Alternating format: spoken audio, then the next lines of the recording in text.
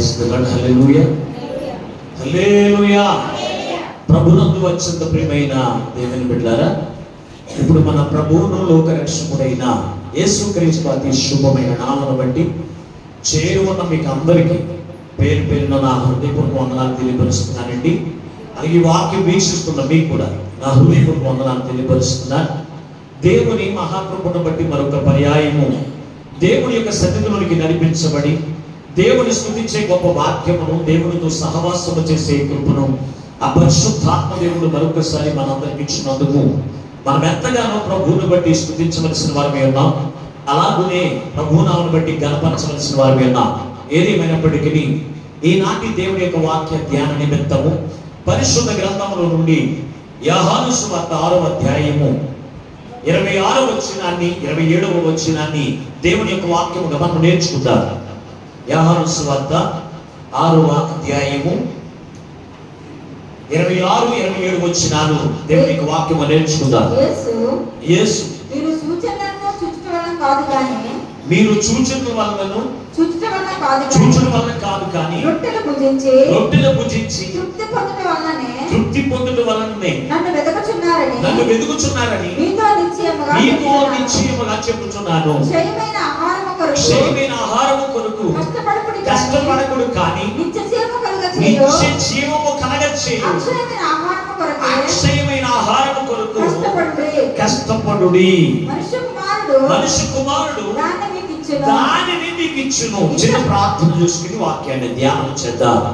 మహాపరిశుద్ధుడమును మహాగరుడమైన తండ్రి, మీకు వందనాలు, స్తోత్ర. ఎంతవరకు పాటల ద్వారా, స్తుతి ఆరాధన ద్వారా, వాక్యము ద్వారా నీ నామమునకు మహిమ తెచ్చుకున్నావయ్యా.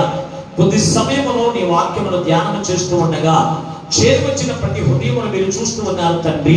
అయ్యా, అందరి జీవితంలో కావలసిన నీ మాటలు వడ్డించడానికి మీ పక్షంగా నిలబడి దాసుని ఆత్మతో నింపి నీ దాసుని నోట నీ మాటల గురించి మాతో సూటిగా మాట్లాడుతూ ఉండగా వినగలుగుంచేవి, గ్రహించగల మనసు, లోబడి అనుసరించి నడిచే మనసు మాకు అందరికీ దయచేయమని యేసునామమున ప్రార్థించి వేడుకొనుచున్నాము పరమ తండ్రి, ఆమేన్. ప్రభునందు అత్యంత ప్రియమైన దేవుని బిడ్డలారా, చదవబడిన వాక్య భాగముల నుండి ఈ రోజున ప్రభు మనతో మాట్లాడుతున్నటువంటి వాక్యపు మాట, నువ్వు దేని కొరకు కష్టపడుతున్నావు? క్షయమైన ఆహారము కొరక, అక్షయమైన ఆహారము కొరకు కష్టపడుతున్నావా అనే మాటతో ఈ రోజున ప్రభు మనతో మాట్లాడుతూ ఉన్నారు. దేవుని బిడ్డారా, ఈ మాట యేసుక్రీస్తు ప్రభు వారు ఎందుకు పలకవలసి వచ్చింది అని మీరు ఆలోచన చేస్తే, యేసుక్రీస్తు ప్రభు వారు ఆయన దోణి దిగి, ఒక చిన్న దోణిలో దిగి అక్కడి నుంచి ఆయన వస్తూ ఉండగా యేసుక్రీస్తు ప్రభు కపెర్నహూము అనేటువంటి ప్రాంతానికి వచ్చారు. వచ్చినప్పుడు యేసుక్రీస్తు ప్రభు వారు అనేక మంది జన సమూహం ఆయన వెతుకుతూ ఉన్నారు, కానీ యేసుక్రీస్తు ప్రభు వారు ఆయన వాళ్ళకి కనపడట్లేదు. కనపడకపోతే ఇక్కడ వెతికారు, అక్కడ వెతికారు, అనేక మంది చోట్ల వెతుకుతూ ఉన్నారు, కానీ యేసుక్రీస్తు ప్రభు వారు కనపడలేదు. కనపడకపోతే ఒక స్థలంలో యేసు ప్రభు వారు కనపడ్డారు. ఆయన దగ్గరికి వచ్చిన వాళ్ళందరితో కూడా యేసుక్రీస్తు ప్రభు వారు మాట్లాడుతున్నారు. మీరు నా యొద్దకు ఎందుకు వెతుకుతున్నారు? నన్ను ఎందుకు నా యొద్దకు వచ్చారు అంటే గనుక, మీరు సూచిక క్రియల గురించి కానీ అద్భుతాల గురించి కానీ మీరు నా యొద్దకు రాలేదు, కానీ దేని గురించి వచ్చారంటే రొట్టె గురించి మీరు వచ్చారు అన్నారు. రొట్టె గురించి మీరు నన్ను వెతుకుతూ ఉన్నారని మీతో నిశ్చయముగా చెప్తున్నారని ఏమన్నాడు తెలుసా? క్షయమైపోయిన ఆహారం కొరకు మీరు కష్టపడకూడదు, కానీ అక్షయమైన ఆహారం కొరకు మీరు కష్టపడండి, అది ప్రభువు మీకు ఇచ్చును అన్నాడు. దేవుని బిడ్డ, ఈ రోజున దేవునికి సన్నిధికి వచ్చిన మీరందరూ ఏ ఆహారం గురించి మనం వచ్చాము ఇక్కడికి అంటే గనుక అక్షయమైన ఆహారం కొరకు మనం వచ్చాం. క్షయమైన ఆహారం కొరకు చాలా ప్రయాసపడతారండి, చాలా కష్టపడతారు. ఎలాగంటే ఉదయం లేచి పొద్దున లేచి 6 గంటలకు పనికి వెళ్ళాలి అంటే ఏం చేయాలంటే కనుక 5 గంటల నుంచే సిద్ధపడతారు. 5 గంటల నుంచే సిద్ధపడతారు. సిద్ధపడి ఆ సమయానికి 6 గంటలు మనకు పనికి వెళ్ళకపోతే మనలో యొక్క కడుపున వారికి నిండదు, మన కడుపు నిండదు అని ఈ కడుపు వరకు చాలా కష్టపడతారు. నిద్రని పక్కన పెడతారు, పనులన్నీ పక్కన పెడతారు, పక్షులన్నీ కూడా పక్కన పెట్టి ఏం చేస్తారో తెలుసా? ఈ క్షయమైపోయేటువంటి ఆహారం కొరకు ప్రయాసపడేటువంటి వారు ఈ రోజున లోకంలో ఉన్నారు. దేవుని బిడ్డలారా, అలాగని చెప్పి కడుపు వరకు కష్టపడొద్దని దేవుడు చెప్పలేదు. పరిశుద్ధ గ్రంథంలో మీరు చూడగలిగితే కొరింథీయులకు రాసినటువంటి మొదటి పత్రిక 6వ అధ్యాయం 17వ వచనం ఒకసారి చదవండి. 6వ అధ్యాయం 11వ వచనం చదవండి. 6వ అధ్యాయం భోజన పదార్థములు కడుపునకును కడుపు భోజన పదార్థములకును నియమింపబడి ఉన్నది. దేవుడు దానిని నాశనము చేయును. దేహము జారత్వ నిమిత్తము కాదు, కానీ ప్రభు నిమిత్తమే. దేవుడు బిడ్డారా, ఈ శరీరం అనేది దేవుడు మనకు అసలు ఎందుకు ఇచ్చాడు, ఈ లోకంలోకి మనం అసలు ఎందుకు కలగ చేయబడ్డాం, ఎందుకు వచ్చాం అనేది మనం తెలుసుకోవాలి. తెలుసుకుంటే మనం దేని కొరకు మనం ప్రయాసపడాలో, దేని కొరకు కష్టపడాలో అనేది మనకు అర్థమవుతుంది. దేవుడు బిడ్డారా, అసలు దేని గురించి ఈ లోకంలోకి వచ్చామంటే కడుపేమో భోజనం గురించి. కడుపు దేని గురించి ఉందంట? భోజనం గురించి. భోజనం దేని గురించి ఉంది? కడుపు కొరకే. అందుకే కడుపు కొరకు అంటే కూటి కొరకు కోటిని దేవు అంటారు. దేవుని బిడ్డారా, అంటే కోటిని దేవు చేసిన దేని గురించి? కడుపు కొరకే. దేవుని బిడ్డారా, ఈ కడుపు కొరకే మనుషులందరూ కూడా కష్టపడుతున్నారు. ఈ కష్టపడుతున్నారు దేని గురించి? కష్టపడినను ఈ దేహం ఏమైపోతుందో తెలుసా? నీవు పుట్టినదే మొదలుకొని చనిపోయే వరకు నువ్వు ఎంత కష్టపడినా, ఈ శరీరంలో కావలసినవి ఎన్ని అందించినా, ఎన్ని తొడిగినా, ఎన్ని తాగినా ఈ దేహంతో కూడా ఏమైపోతుందంటే చివరికి నాశనమైపోతుంది. నాశనమైపోతుంది. దేవుని బిడ్డారా, అయితే ఈ నాశనము కాకుండా ఈ దేహమునకు దేవుడు ఏం చేస్తాడో తెలుసా? అక్షయ శరీరమును, అక్షయతను దేవుడు ధరింపజేస్తున్నాడు. దేవుని బిడ్డారా, అక్షయత అంటే ఎవరికి పేరంటే కనుక ప్రభువు యేసుక్రీస్తు ప్రభువు. ఆయన అక్షయుడు. ఆయన నాశనము కాలేదు. ఆయన నాశనము కాదని దేవుని బిడ్డ. ఆయన యుగ యుగములకు కూడా నిత్య జీవము కలిగిన వాడు. ఆయన్ను నువ్వు ధరించుకుంటే ఆయన అక్షయత నీకు వస్తుంది. అయితే క్రీస్తుని సంపాదించుకోవడానికి మనం ఏం చేయాలంటే ప్రయాసపడేటువంటి వారికి ఉండాలి. క్రీస్తు కొరకు మనకి ప్రయాస ఉండాలి. క్రీస్తు కొరకు ఆశ కలిగినటువంటి వారికి ఉండాలి. డబ్బు కొరకు మనం ఎలాగైతే ఆశ కలిగి ఉంటామో, అలాగే ఈ కడుపు కొరకు ఎలాగైతే ఆశ కలిగి ఉంటామో, ఈ కడుపుకి మనం ఏం పెట్టాలి? బిర్యానీ పెట్టాలా, లేకపోతే హార్లిక్స్ పోయాలా, లేకపోతే ఏది పెట్టాలి, ఏది ధరించుకోవాలి అని మనం ఏం చేస్తాం? ఈ కడుపు గురించే మనం ప్రయాసపడతాం. దాని గురించే మనం కష్టపడతామండి. లేచినది మొదలుకుని పడుకునే వరకు కష్టపడి దేని గురించి తెలుసా? ఈ కడుపు కొరకే. దేవుని బిడ్డారా, అయితే ఈ దేహం ఏదో ఒక సమయంలో ఏమైపోతుందో తెలుసా? నశించిపోతుంది. దేవుని బిడ్డారా, నశించిపోతుంది. కానీ ఈ దేహమును బ్రతికించేది, ఈ దేహమును శాశ్వత కాలము జీవింపజేసేది ఏంటో తెలుసా అంటే అక్షయ శరీర సంబంధమైన ఆహారం. అక్షయ శరీర సంబంధమైన ఆహారం. దేవుని బిడ్డ, అక్షయతను కొరకు మీరేం చేయండి? కష్టపడండి. దాని కొరకు ప్రయాసపడండి అన్నాడు లేదా? అయితే ఇప్పుడు మనం దేని గురించి కష్టపడుతున్నాం? దేని గురించి కష్టపడట్లేదు. ఈ రోజున నీకు నీవే పరిశీలన చేసుకో. ఈ రోజున ఉదయం 6 గంటల పనికి వెళ్ళాలంటే 5 గంటలకు మొదలెట్టి నీ పనులన్నీ కూడా చక్కబెట్టి 6 గంటల సమయానికి నువ్వు పనికి వెళ్ళిపోతావు. దేవుని యొక్క మందిరానికి ఆరాధనకి వెళ్ళాలంటే 10 గంటలకు ఆరాధనకి వెళ్ళాలంటే 9 గంటలకు మొదలెట్టి నీ పనులన్నీ కూడా చక్కబట్టుకుని పక్కన పెట్టి నువ్వు దేవుని యొక్క మందిరానికి వస్తావా? మాట్లాడరే, వస్తారంటే అలాగే. అంటే మనకు పనికిరాని దానికి దేని తెచ్చుకున్నామో తెలుసా? నిత్య జీవమును కలగజేసే దాన్ని మనం ఏం చేస్తున్నామో తెలుసా? ఇది ఎందుకు పనికిరాదు అన్నట్టుగా దాన్ని పక్కన పడేస్తున్నాం. దేవుని బిడ్డ, దాన్ని పక్కన పెట్టి క్షయమైపోయిన ఆహారం కొరకు ఏం చేస్తున్నాం? మనం ప్రయాసపడుతున్నాము. దేవుని బిడ్డారా, ప్రయాసపడుతున్నాము. దేవుని బిడ్డారా, అందుకే పరిశుద్ధ గ్రంథంలో ఇది మత్తయి రాసిన సువార్త 6వ అధ్యాయం 31వ వచనం నుంచి చూడగలిగితే కనుక ఏమి తిందుమో, ఏమి త్రాగుదుమో, దేని ధరించుకుందుమో అని నీ ప్రాణమును గురించి, దేహమును గురించి నువ్వు ఆలోచించవద్దు. నీకు కావలసినవని అయిన నేను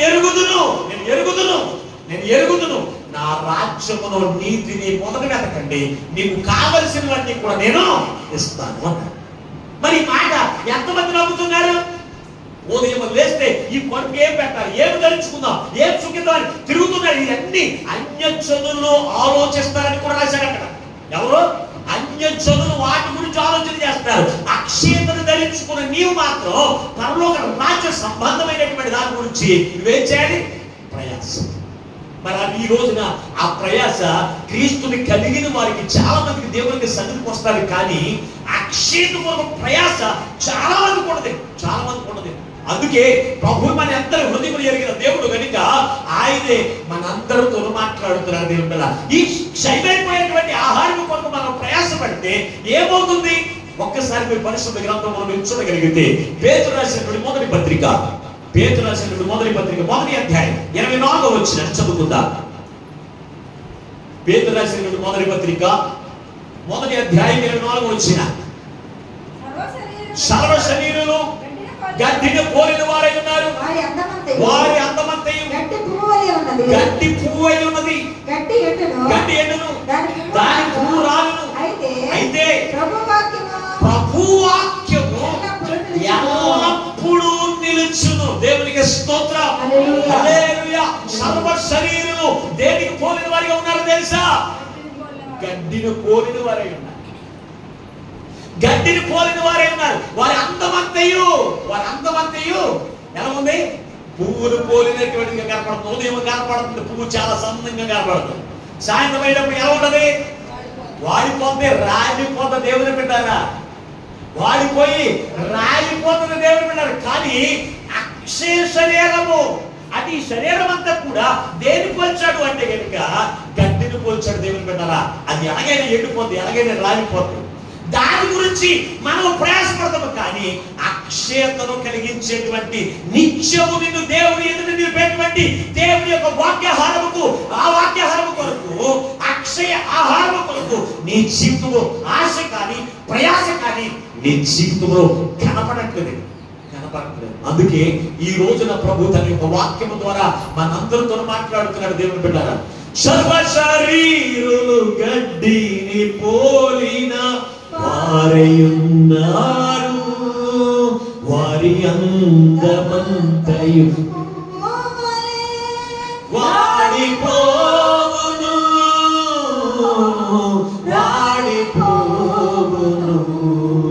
మాధుర్యమే నా ప్రభుతో జీవితం, మహదానందమే మహా సంతోషం.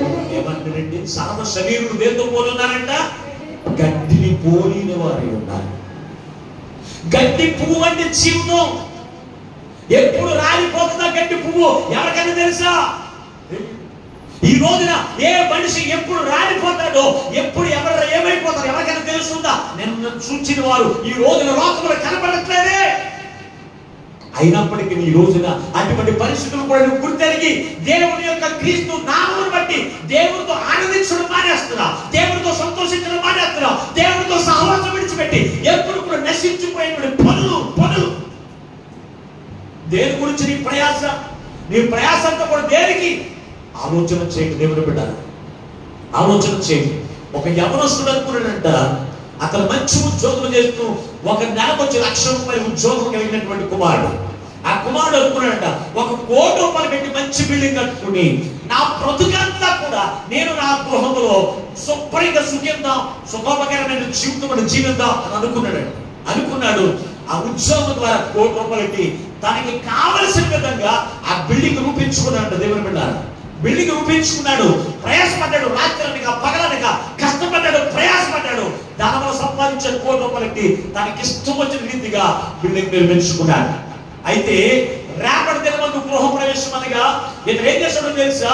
ఆ ముందు రోజు వెళ్ళి ఆ ఇల్లంతా కూడా శుభ్రం చేస్తామండగా ఆ ఇల్లును చూసుకుంటున్నాడంట. ప్రతి గదిని కూడా ఇంకా ఏమన్నా కొదువనైనా లేదా అని అన్ని కూడా చూసుకుంటూ కూడా ఎక్కడికి వచ్చాడో తెలుసా?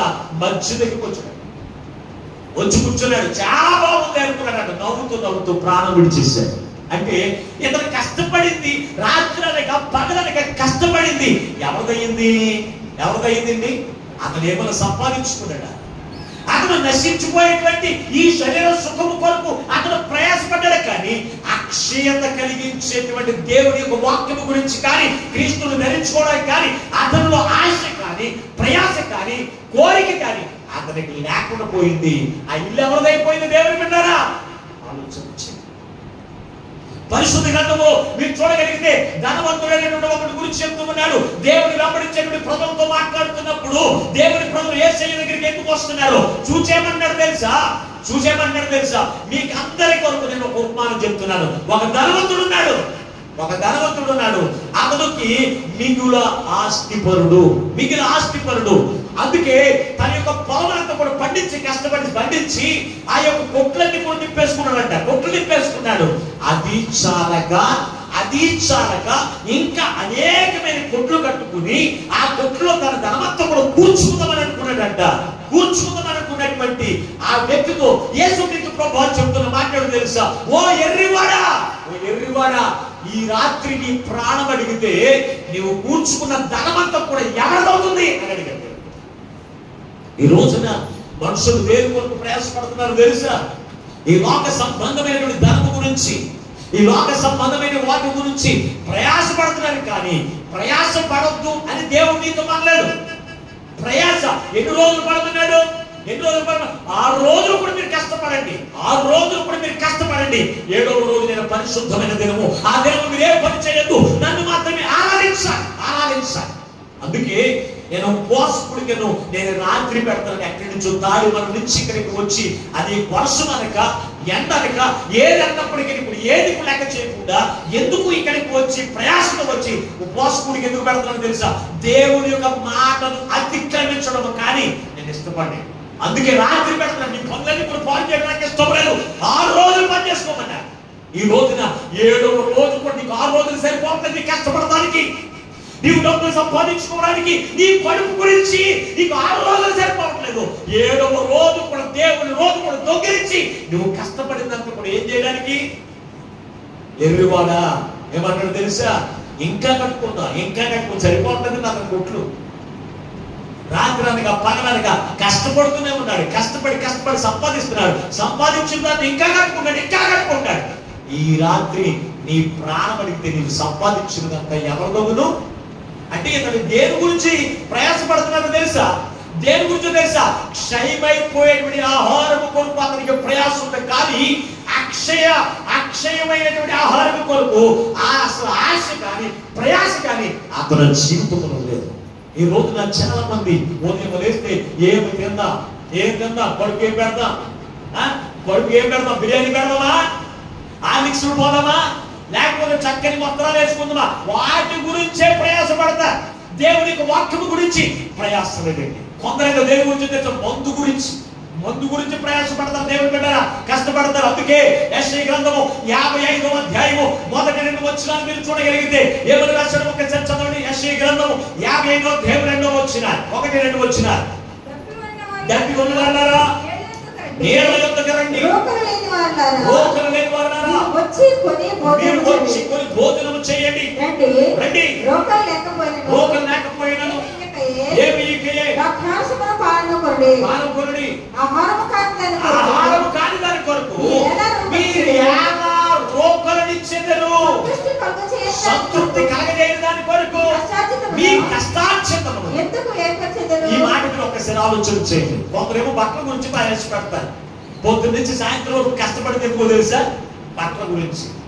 కొందరు బిర్యానీ తిండి గురించి కష్టపడతారు. కొంతమంది అంట తాగుదానికంట ఏం తాగుడు సంతృప్తి కలగజేయని దాని కొరకు, అసలు నీకు ఉపయోగం లేని దాని కొరకంట ఏం చేస్తారో తెలుసు అంటే వ్యర్థంగా ప్రయాసపడతారంట. దేవుని బిడ్డారా వ్యర్థంగా ప్రయాసపడతారు. రండి అంటే పొద్దున్న నుంచి సాయంత్రం వరకు కష్టపడతారు. 500 రూపాయలు వస్తాయి. 500 వచ్చిన తర్వాత మధ్యాహ్నం నుంచి 5 ట్రిప్పులు వేసేస్తారు. ముందు ఎన్నిసార్లు అండి? ట్రిప్ కొంతమంది ట్రిప్ కొందా. ఇంట్లో మాత్రం ₹1 ఎట్టి, ₹100 ఎట్టి వెళ్ళి ఆ కుటుంబానికి ఏదైనా తినడానికి ఆహార పదార్థాలు ఏమైనా తీసుకుని వస్తారా అంటే తీసుకురారండి. ఈ బతుకంతా కూడా తాగడానికే కష్టపడతారు. ఆ తాగి ఒంట్లో ఉన్నటువంటి దేవుని శరీరాన్ని కూడా ఏం చేస్తారు తెలుసా? నాశనం చేసేస్తారు. దేవుని బిడ్డ నాశనం చేసేసి అన్ని కలిసిపోతాయి. కడుపులో ఉన్న లివర్లో, కిడ్నీలు, కడుపులో ఉన్నవన్నీ కూడా కలిసిపోయి ఏంటి ఇంట్లో వాడికి మనశ్శాంతి లేకుండా చచ్చిపోయేవాడు ఎంతమంది లేరండి ఈ రోజున. కుటుంబంలో భార్యకి కానీ ఈ బిడ్డలకు కానీ సమాధానం లేకుండా చేసేటువంటి ఇదిగో భర్తలు ఎంతమంది లేరు ఈ రోజున దేవుని బిడ్డ. అందుకే ప్రభు మనతో మాట్లాడుతున్నాడు, సుమా నువ్వు దేని కొరకు ప్రయాసపడుతున్నావు, నువ్వు దేని కొరకు ప్రయాసపడుతున్నావు. ఈ రోజు నువ్వు పరిశ్రమ చేయాలి దేవుని బిడ్డారా, పరిశ్రమ చేయాలి. దేని గురించి నువ్వు ప్రయాసపడుతున్నావో తెలుసా? పనికి రాని దాని కొరకు నువ్వు ప్రయాసపడుతున్నావు. నీ జీవితాన్ని నీవే నాశనం చేసుకుంటున్నావు. అందుకే హబక్కూ గ్రంథంలో మీరు చూడగలిగితే, హబక్కూ గ్రంథము 1వ అధ్యాయం 2వ అధ్యాయం 11వ వచనం చూడండి ఒకసారి. హబక్కూ గ్రంథం 2వ అధ్యాయం 11వ వచనం.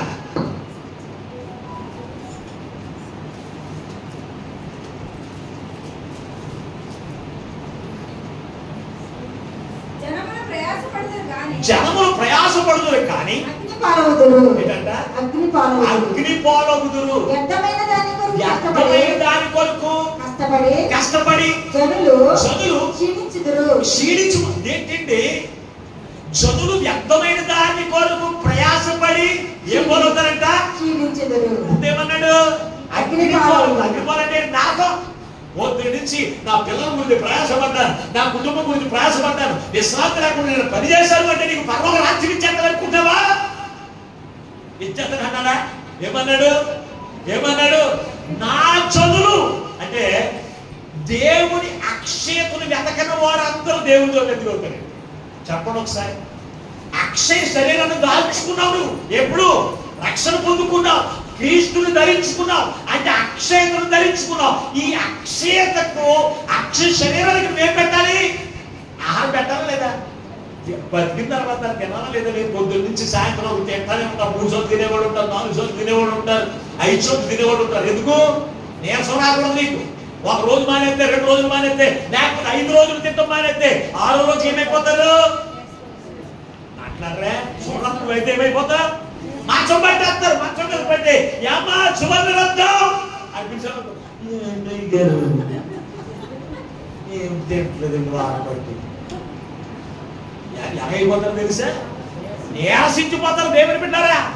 మరి అక్షయ శరీరాన్ని దాల్చిన ఈ అక్షయ శరీరానికి ఏం పెట్టాలి? వాక్యాహారం పెట్టొద్దండి దేవుని బిడ్డారా. వాక్యాహారం పెట్టొద్దా? ఆ వాక్యాహారం పెట్టకపోతే నీ ఆత్మ నీరసించిపోతుంది. నీ ఆత్మ నీరసించిపోయి సాతానును జయించలేదు, శ్రమను జయించలేదు, బాధను జయించలేదు, వ్యాధులను జయించలేదు, పరిస్థితులు ఏర్పడతాయి అనేటువంటి బుద్ధి జ్ఞానం నీకు ఉందా? ధరించుకుని సరిపోద్దా? చెప్పండి ఒకసారి. ధరించుకుని క్రీస్తుని ధరించుకుని సరిపోద్దా? బతుకుని సరిపోదు. బతికిన ఉన్న మనం ఏం చేయాలి? తినాలి. అలాగే క్రీస్తుని ధరించుకుని సరిపోదు. ఆయన ఆత్మకి ఏం పెట్టాలి? వాక్యాహారం పెట్టాలి. అర్థమేంటి?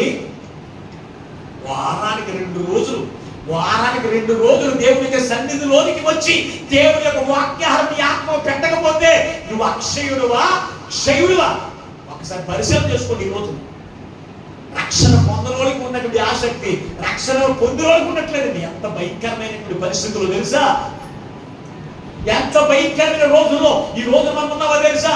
ఈ రోజున పరిశీలన చేయండి దేవుని బిడ్డారా. ప్రభు మనతో మాట్లాడుతున్నాడు. ఇక్కడ మనం చూసినప్పుడు ధనవంతుడు అక్షయ ఆహారం కొరకు ప్రయాసపడ్డాడు, క్షయమైన ఆహారం కొరకు ప్రయాసపడ్డాడు. అక్షయ ఆహారం కొరకు అతనికి ప్రయాసం. మీకు బాగా వాక్యం తెలిసిన ఇద్దరు ఉన్నారు. ఎవరంటే అక్క చెల్లెళ్ళు ఇద్దరు. ఎవరంటే మరియమ్మ మార్తమ్మ. ఎవరంటే మరియా మార్త. యేసుక్రీస్తు ప్రభువారు అక్కడికి వచ్చాడన్న సంగతి ఎవరు తెలుసు? మరియకు మార్తకి ఇద్దరే తెలుసు. మరి ఏం చేసింది? పనులన్నీ పక్కన పెట్టి ఎక్కడికి వచ్చింది?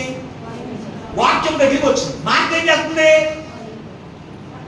మీరు ఎనక పనులు పెట్టుకుంటారు, ఆవిడ గురించే చెప్పండి, మీ గురించి వద్దున్నారు. ఆవిడేం చేస్తుంది? విస్తారమైన పనులు పెట్టుకుందంట. ఎప్పుడు?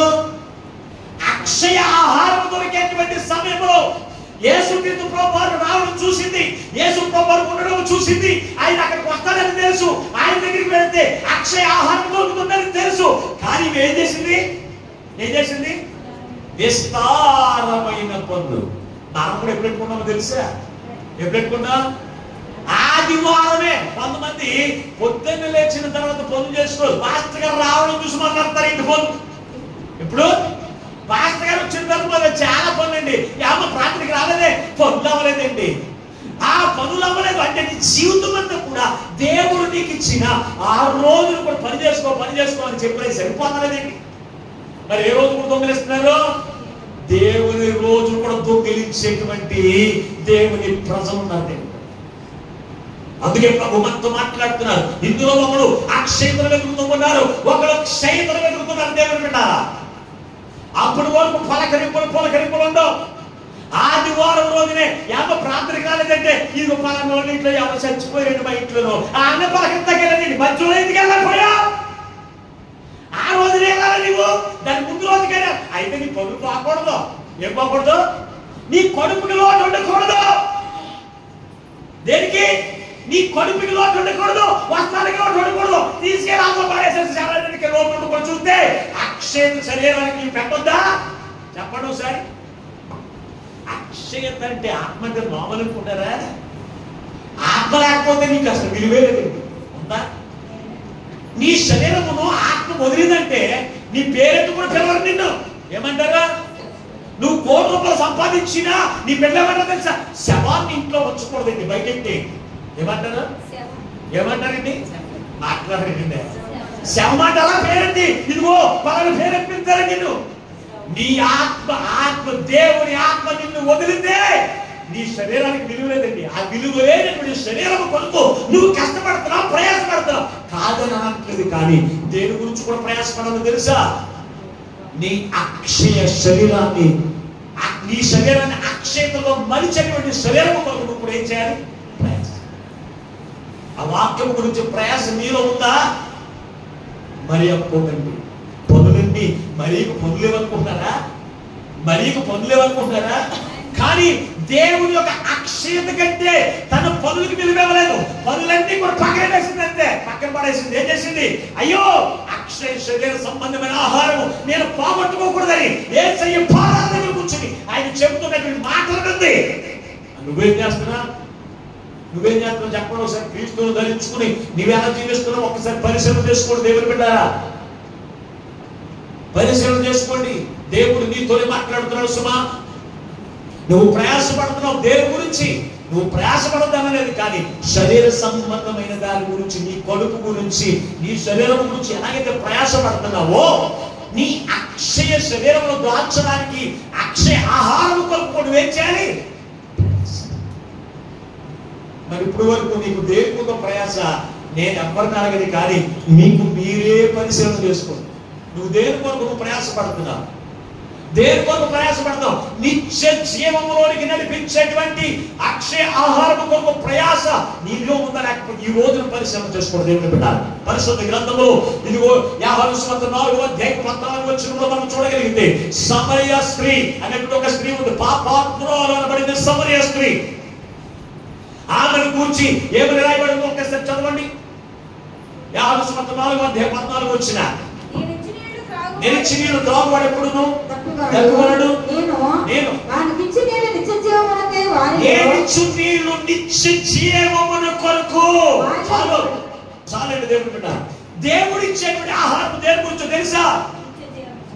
నిత్య జీవం. ఆమె వ్యభిచారంతో డబ్బులు సంపాదించి అనేకమైన సంవత్సరాలకు సరిపడ డబ్బు కుదుర్చుకుందామనుకుంటారు. తన ప్రాణంతో అనుకుంటుందంట. ఏమని?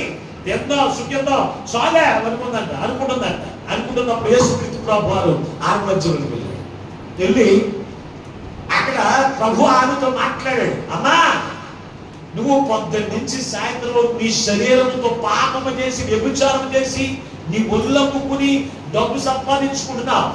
దీనివల్ల నీ శరీరం ఎందుకు పనికి రాకుండా పోతుంది. అంతేకాని నీ ఆత్మ నిత్యం కూడా జీవించదు. నిత్యము జీవింపజేసేది జీవము కలిగిన వాక్యమే.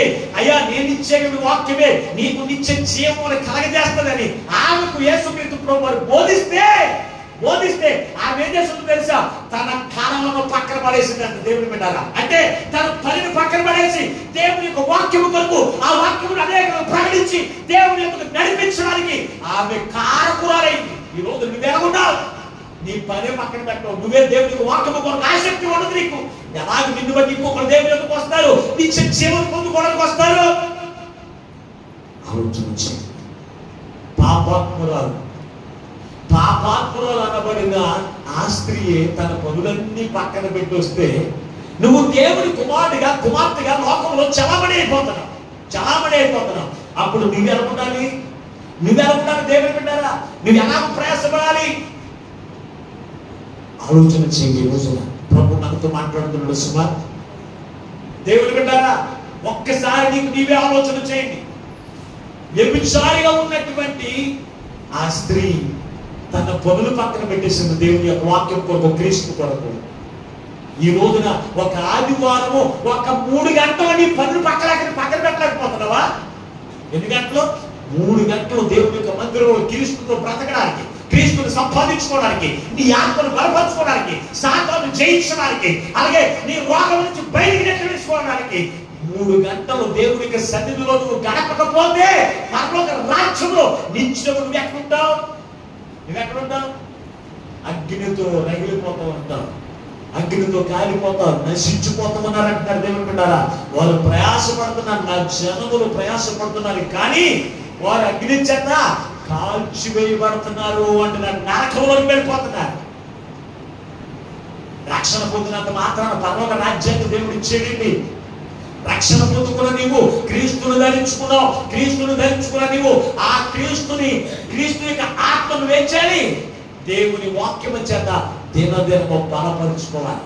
వాక్యాహారం చేత దేవుడున్నారు, వాక్యాహారం చేత మనము బలపరుచుకోవాలి. దేవుని బిడ్డారా, అటువంటి జీవితం నీలో ఉందా? కోరుకుంటున్నావా? పరిశుద్ధ గ్రంథంలో అపోస్తలుల కార్యముల గ్రంథం 16వ అధ్యాయంలో మీరు చూడగలిగితే చెరసాల నాయకుడు ఉన్నాడు. చెరసాల నాయకుడు పౌలును అపోస్తలులైన పౌలును సేవలు తీసుకుని వెళ్ళి చెరసాలలో వేసినప్పుడంట, చెరసాలలో అపోస్తలులైన పౌలు సేవలు కూడా కీర్తన పాటు దేవుడు మహిమపరుస్తూ ఉండగా చెరసాల యొక్క పునాదులు కదిలిపోతే చెరసాల నాయకుడు అనుకున్నాడంట, ఈ చెరసాలలో ఉన్న వాళ్ళందరూ వెళ్ళిపోయారు, నా ఉత్సాహం పోతుంది, నా వాసన పోతుంది అనుకుంటున్నాడంట. అటువంటి వారి గురించి ఏమని మాట్లాడుతున్నాడు ఒక్కసారి చదవండి. అపోస్తలుల కార్యముల గ్రంథం 16వ అధ్యాయం 30 వచ్చిన వెలుపలికి తీసుకుని వచ్చి రక్షణ పొందుటకు ఏమి చేయవలెను? అందుకు వారు ప్రభువైన యేసునందు విశ్వాసం ఉంచుము, అప్పుడు నీవును నీ ఇంటి వారును రక్షణ పొందుదురని చెప్పి అతని ఇంటి వారందరికీ దేవుని వాక్యము బోధించి, దేవునికి స్తోత్రం. చూడండి దేవుని బిడ్డారా, చెరసాల నాయకుడు అనుకున్నాడు, నా ఉద్యోగమే నాకు కొడుకు కోతులు పెడతాడు అనుకున్నాడు. నా ఉద్యోగం పర్మనెంట్ ఉద్యోగం, ఈ రోమ సామ్రాజ్యంలో పర్మనెంట్ ఉద్యోగం నేను చేస్తున్నాను, ఈ ఉద్యోగం నేను బతికేత నిత్యమని అనుకుంటున్నాడు దేవుడు బిడ్డ. అటువంటి అజ్ఞానంతో ఉన్నటువంటి అతడు ఎప్పుడైతే ఈ చెరసాల పునాదులు కదిలిపోయినాయో, అక్కడ చెరసాలలో ఉన్న వారందరూ వెళ్ళిపోతే నా ఉద్యోగం పోతే, నా పోషణ పోతే, నా బ్రతికే ఉండదు అనుకుంటున్నాను దేవుడు బిడ్డ. అటువంటి వారితో అపోస్తలులైన పౌలు దేవుడి యొక్క వాక్యమును బోధిస్తూ ఉంటే ఏమన్నాడు తెలుసా?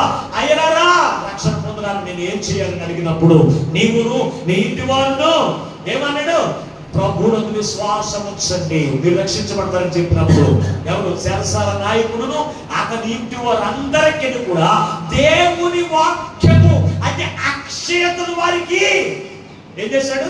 అపోస్తలులైన పౌలు వారికి బోధించి, అప్పుడు వరకు కూడా క్షయమైపోయిన ఆహారం కొరకు ప్రయాసపడినటువంటి చెరసాల నాయకుడి యొక్క కుటుంబము దేని గురించి ప్రయాసపడుతున్నారు తెలుసా? దేవుని వాక్యము గురించి ఆశ, దేవుని యొక్క వాక్యము కొరకు ప్రయాస కలిగినటువంటి జీవితం జీవించాలి కనుకనే వారి అందరినీ దృష్టాంతములుగా మన ఎదురు పెట్టి మనతో మాట్లాడుతున్నారు దేవుని బిడ్డ. ఈ రోజున చూడండి, దేవుని ఎలాగనే ప్రజలే క్రీస్తుని ధరించుకుంటే వారి యొక్క విశ్వాసం ఎలా ఉంటుందో పరిశుద్ధ గ్రంథంలో మనం చూడగలుగుతున్నాం. వారు దేని కొరకు ప్రయాసపడుతున్నారు అవన్నీ కూడా మనం చూడగలుగుతున్నాం. అపోస్తలులైన పౌలు ఎంతకు ముందు అనుకున్న ఉద్యోగం, అధికారం ఇదే గొప్ప అనుకున్నాడు, కానీ క్రీస్తుని ధరించుకున్న తర్వాత, అక్షయతను ధరించుకున్న తర్వాత అతను దేవుని కొరకే బ్రతికినటువంటి జీవితం అతనికి ఉంది. ఈ రోజున నీ జీవితం ఎలా ఉందో పరిశీలన చేసుకోండి. ఈ రోజున నీ జీవితంలో నువ్వు దేని కొరకు నువ్వు ప్రయాసపడుతున్నావో నీకు నీవే పరిశీలన చేసుకోండి దేవుని బిడ్డారా. ఈ యొక్క అక్షయ ఆహారము ఎవరు అంటే కనుక ఒకటి నేను మీకు చెప్తున్నాను తెలుసు, వాక్యమే దేవుడై ఉన్నాడు. ఆది యందు వాక్యం ఉన్నది, వాక్యమే కృపా సత్య సంపూర్ణుడు మన మధ్యలో ఉన్నాడు. ఆయనే దేవుడై ఉన్నాడు, వాక్యమే దేవుడై ఉన్నాడని యోహాను సువార్తలో రాసినప్పుడు మాటను బట్టి చూస్తే దేవుని బిడ్డలారా, ఆ వాక్యం ఎవరో తెలుసా? ప్రభువే, ప్రభువే.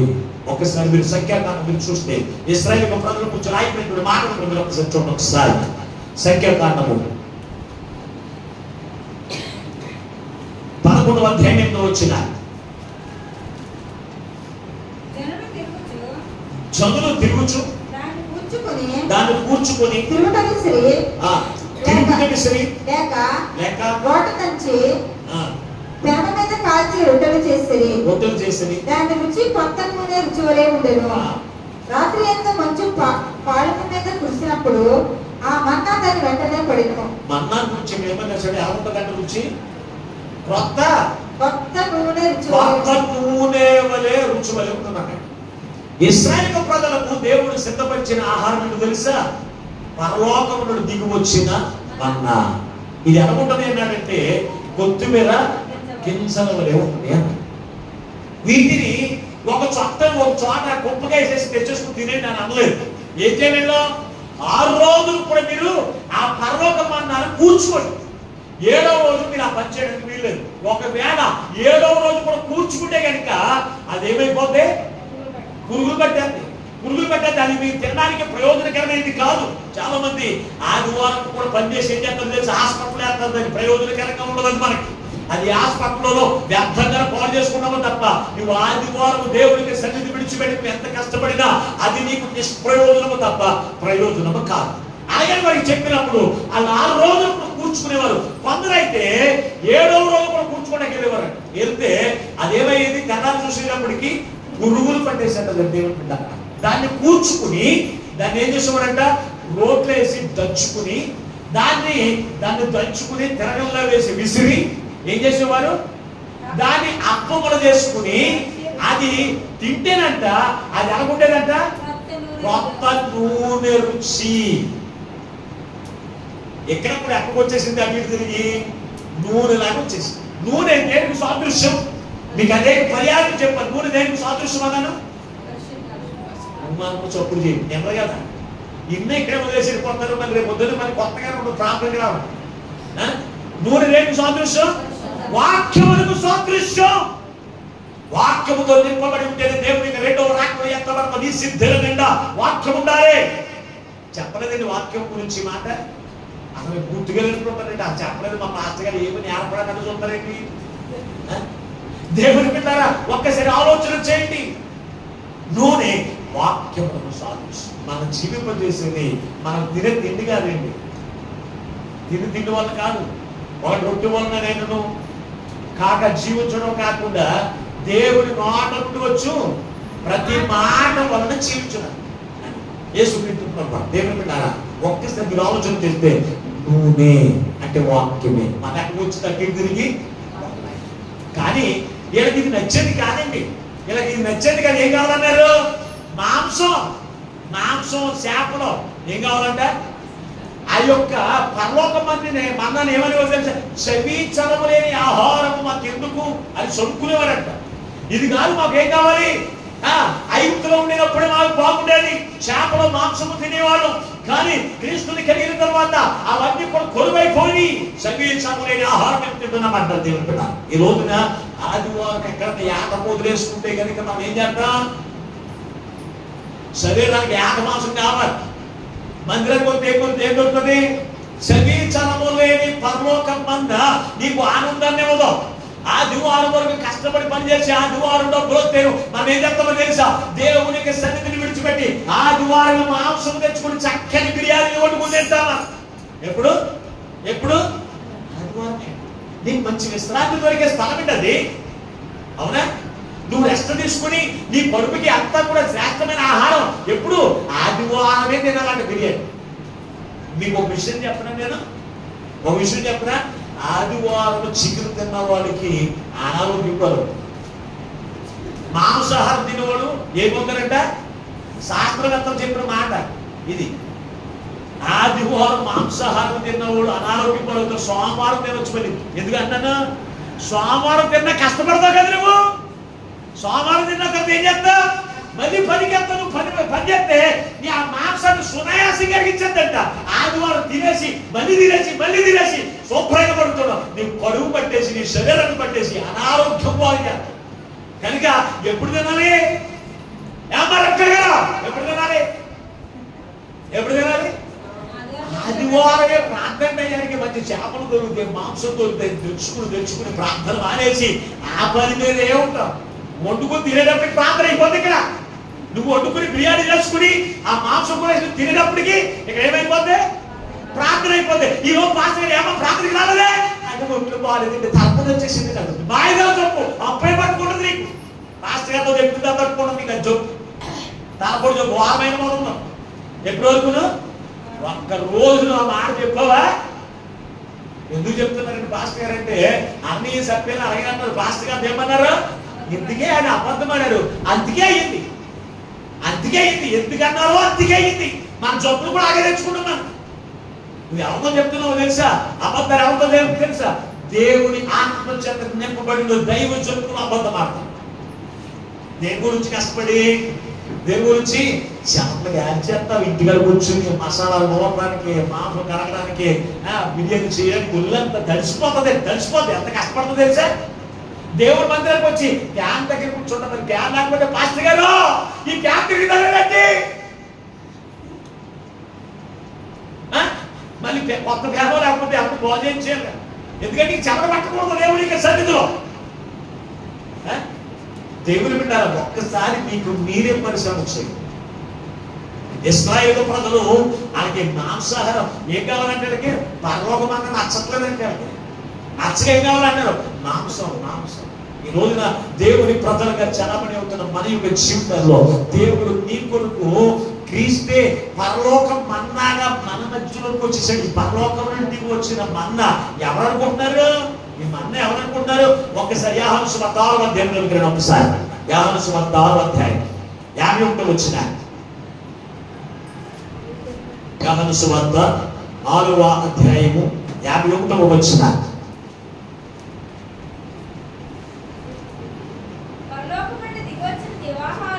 పరలోకము నుండి దిగి వచ్చిన జీవాహారమును నేనే. ఎవడైనను ఈ ఆహారము భుజించితే వాడు ఎల్లప్పుడు ఏ ఆహారం ఇది? పరలోకము నుండి దిగి వచ్చిన ఆహారం ఎవరనుకుంటారు? పరలోకం నుండి మన్నాను దేవుడు పరలోకం నుంచి పంపించాడు, మధ్యలో తయారు చేయలేదు. ఇది దేవుడు పంపించిన, పరలోకం నుండి పంపించిన ఆహారం ఏది? వాక్యాహారం. ఈ రోజున ఇది అక్కడ దగ్గర పోగేసుకొచ్చి మీకు అందించట్లేదు. ఇక్కడ వాక్యం అక్కడెక్కడ ఆ చెప్పింది ఏం చెప్పింది అన్ని కూడా ఎంగిలి వైపు ఏర్పొచ్చినట్టుగా దేవుని యొక్క వాక్యం మీకు అందించట్లేదు. దేవుని బిడ్డారా, ఇది పరలోకం నుంచి దేవునికి సన్నిధిలో మోకరించి ప్రార్థన చేసి, అయ్యా నీ బిడలమైన మా జీవితంలో ఈ రోజు ఏ వాక్యహారం సిద్ధపరచమైంది మోకరించి ప్రార్థన చేసి ఆయన ఆత్మ చేత దేవుడు మీ కొరకు సిద్ధపరిచిన ఆహారం తీసుకువచ్చి మీకు అందించడానికి తీసుకుపోతా ఉంటే ఈ వాక్యం గురించి మీకు ఏమి లేదు? ఆసక్తి కానీ ఆశ కానీ ఈ రోజున లేకపోవడం చాలా విచారం. పరలోకము నుండి దిగి వచ్చిన ఆ జీవాహారమును నేనే, నా శరీరమును రక్తమును తిను త్రాగువాడే నిత్య జీవమునకు వారసుడు అని ప్రభు చెప్తూ ఉంటే ఈ రోజున నువ్వు దేని కొరకు దేవునికి సన్నిధికి వస్తున్నావు? ఈ రోజున లోక సంబంధమైన వాటి గురించి ఆశతో రావడానికి గల కారణం ఏంటో తెలుసా? సేవకుల పొరపాట్లు కూడా ఉన్నాయి ఇందులో. సేవకులు అంటున్నారు, నీకు గృహాలు కావాలా, పెళ్లిళ్ళు కావాలా, పొలాలు కావాలా, ఇల్లు కావాలా, మనశ్శాంతి లేకుండా వచ్చాయి నేను ప్రార్థన చేసేది వచ్చాక నీకు ప్రభు అదే నేర్పించాడండి. స్వస్థత ఇస్తాను రండి అని చెప్పాడా? స్వస్థత ఇస్తాను, సూచన క్రియ ఇస్తాను రండి అని ఎప్పుడని చెప్పాడా? నిన్నెవరు చెప్పన్నాడు సూచనలు? నువ్వు నీ జీవితంలో 2 నెలలు అయిన తర్వాత అంత బాగా తెలిపో అని సోది ఎవరు చెప్పమన్నా? నిన్ను ఎవరు చెప్పమన్నాడండి? స్వస్థత అనేవి, అద్భుతాలు అనేవి, ఆశ్చర్య కార్యాలు అనేవి దేవునికి సన్నిధికి వచ్చిన వారికి దొరుకుతున్నాయా? లోకంలో ఎవరికి జరగట్లేదా? ప్రార్థనకి రాని వారికి ఎవరికి జరగట్లేదా? వారికి పిల్లలు పుట్టలేదా? వారు పోషించబడట్లేదా? వారి జీవితంలో అద్భుతాలు పొందుకోవట్లేదా?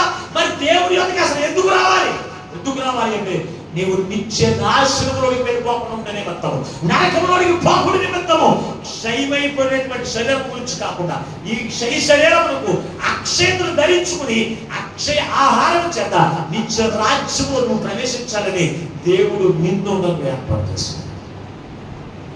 ఆయన మన అందుకే కలగజేశాడండి. ఈ దేహం ఎవరు అనుకుంటున్నారు? దేవుడు తిండి. ఇందులో నానా రకాలన్నీ కూడా పోసేయడానికి వీల్లేదు. బట్టలు ఏం పోయాలి? బట్టలు ఏం పోయాలి? ఏం పోయాలమ్మా? ఏం పోయాలి? పెట్రోల్ పోయాలి. నీళ్ళు వేసి పెట్రోల్ మానేసి నీళ్ళకి ఏమవుతుంది? ఏమవుతుంది? బండి అవుతుంది కదా, ఇంజిన్ పాడైపోద్దమ్మా. ఇంజిన్ పాడైపోద్ది. అలాగే దేవునికి శరీరంలో దేవుని వాక్యమే పోయాలి. ఇందులో సారాలో లేకపోతే దుకాణాలన్నీ పోసేమలేదు.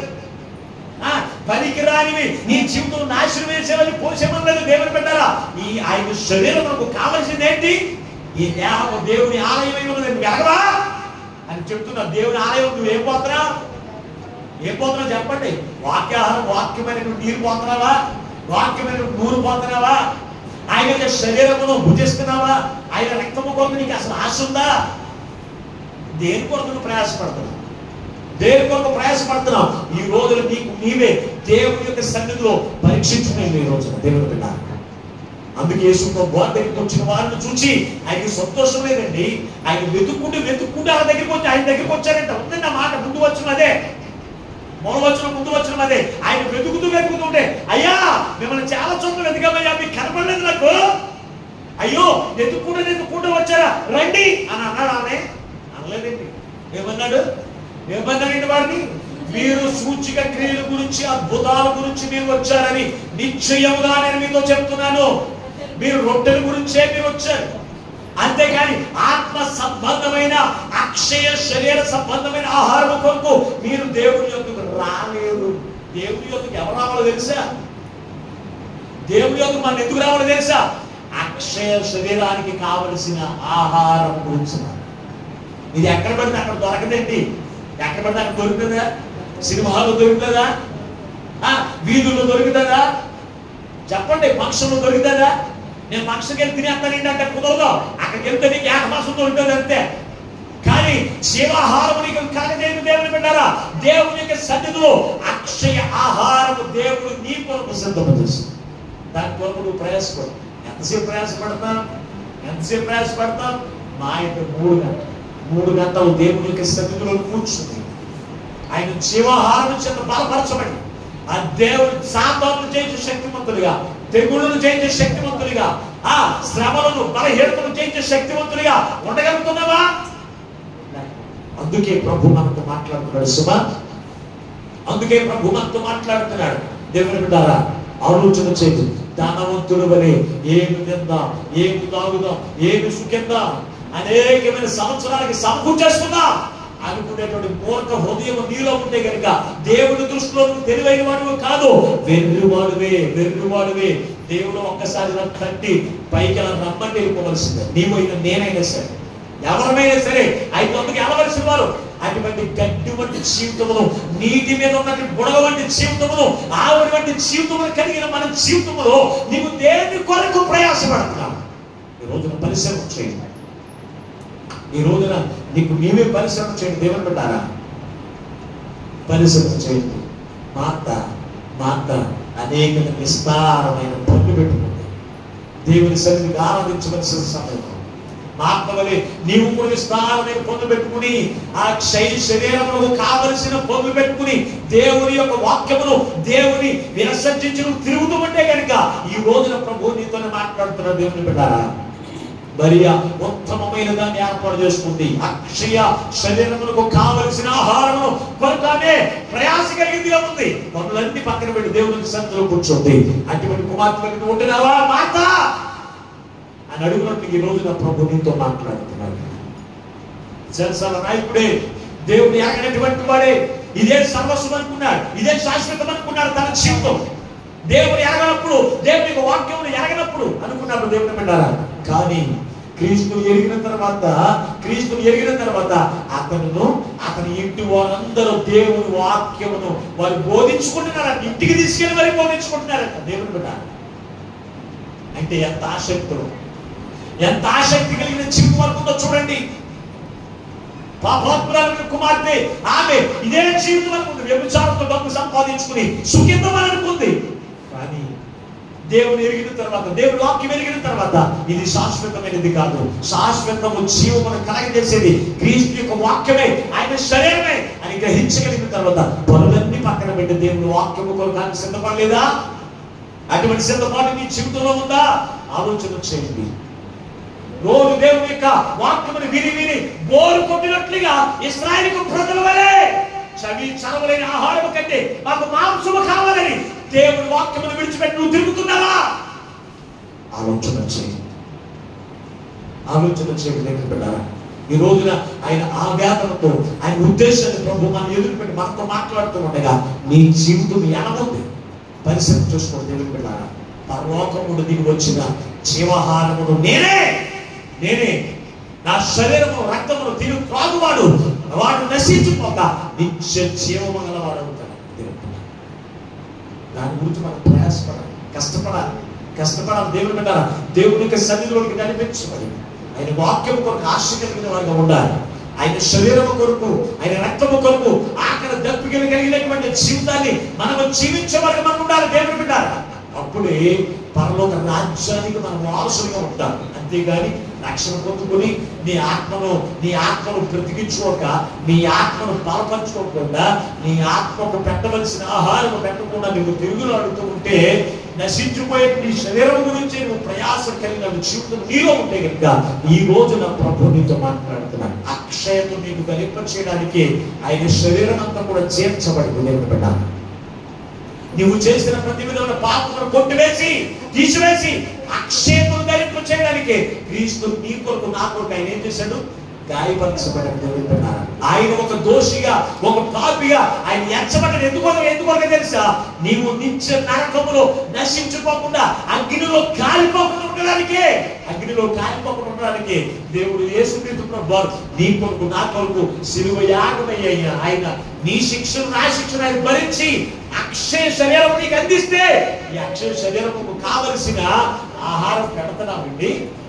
పెట్టకపోతే ఈ రోజున నీకు నీవి పరిశ్రమ చేసుకున్నా, అయ్యా ఎంతవరకయ్యా ఇదిగో ఈ లోక సంబంధమైన ఆహారం కొరకు నేను ప్రయాసపడ్డానికి కానీ అయ్యా అక్షయతను కలిగించే వాక్యం కొరకు ప్రయాస లేని వారిగా, ఆశ లేనటువంటి జీవితం నేను జీవించనయ్యా.